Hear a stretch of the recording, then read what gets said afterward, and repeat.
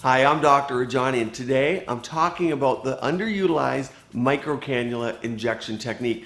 It is going to be more and more utilized as companies start to package these microcannulas with the fillers. A lot of people ask, why don't they come with the fillers? It's because to get an FDA approval to put this in the package, they need a whole other study that costs a lot of money. So a lot of people buy them separately.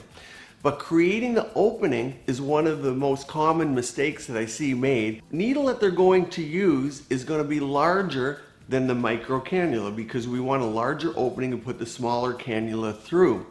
The problem is a lot of people put the needle in, one, too deep, and two, they move it back and forth to create that opening. The reality is you just need to put it past the dermis, and then you want to stretch sideways to stretch the dermis to create a larger opening than the cannula.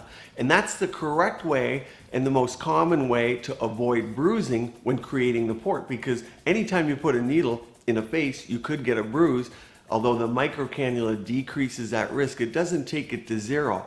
A lot of the other reasons why people use cannulas are the comfort. A lot of people request it because it's more comfortable. There is a safety measure in that the blunt tip will go around the vessels and nerves as opposed to piercing them, which is safer, especially in the mid-facial area.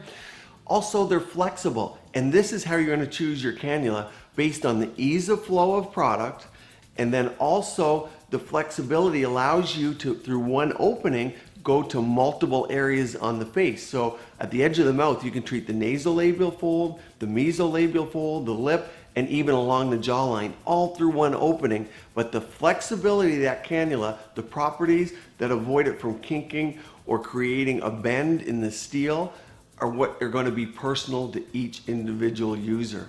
So I hope that tips helps. Join us on this YouTube channel. Give us your tips below in the comment section, and continue to join us to keep your skin and body beautiful, healthy, and vibrant.